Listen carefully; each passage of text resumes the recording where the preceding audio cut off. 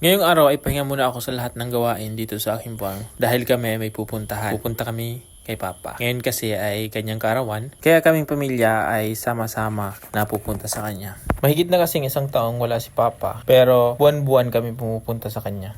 Alam namin na si Papa ay wala ng pakiramdam at hindi niya na nalalaman itong aming ginagawa. Pero bilang isang anak na nangungulila at si Papa na may sobrang naging mabuting ama sa amin, di namin matiis na hindi siya puntahan at bisitahin. Lalo na ngayon dahil meron kayong magandang balita sa kanya dahil ang kapatid ko ay pastor na. Di man niya naririnig pero nakakaluwag naman sa aming mga dibdib. Nasanay na kasi kami dati na tuwing kami magpapahinga, lagi kami nagkikwentuhang magpapamilya. Bago nga pala makapunta sa kanya ay nais kong ipakita sa inyo ang daan dito sa amin. Bago ka makarating sa sementadong daan, ay dadaan ka muna sa daang parang inararo. Ganito lagi ang sitwasyon tuwing maulan dito sa amin. Kaya kung kayo ay nais mag-sponsor ng panambak na bato, yan ay di ko tatanggihan. Dahil yan ay aming kailangan. Kailangan kasi namin magmotor papunta sa Barangay Manggisok. At pagdating naman sa Barangay Manggisok, sasakay kami ng bangka para makatawid papunta sa bayan ng Mercedes. At kapag nasa Mercedes na, sasakay kami ng tricycle papunta na kay Papa. At ito nga pala ang aking mga kasama ay naglalakad na dahil hindi kakayanin kung sasakay pa sila. Ganito man kahirap ang daan dito sa amin, pero hindi pa rin kami mahadlangan. Napuntahan si Papa, lalo na ngayon na kanyang kaarawan. Dati kasi nung siya ay nabubuhay pa, alam niya ang mga birthday namin.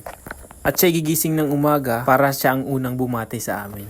Minsan naman kahit malayo pa ang aming karawan ay kapag nagbebenta siya ng isda galing sa baklad ay pag uwi niya meron na yung spaghetti or bihon dahil para sigurado daw pagdating ng aming birthday ay merong panghanda. Ganun niya pinapahalagan ang aming karawan kahit na kami matatanda na. At ngayon nga dito na kami sa kanyang maliit na tirahan na gagawin pa rin namin yung aming nakasanayan na kahit konti ang pagkain ay kami ay kumpletong magkakasama. Yan yung isa sa mga alaalang iniwan sa amin ni Papa nung siya'y nabubuhay pa.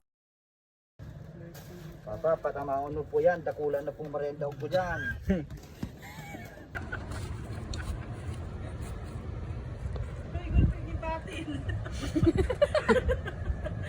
Yung uli, ano?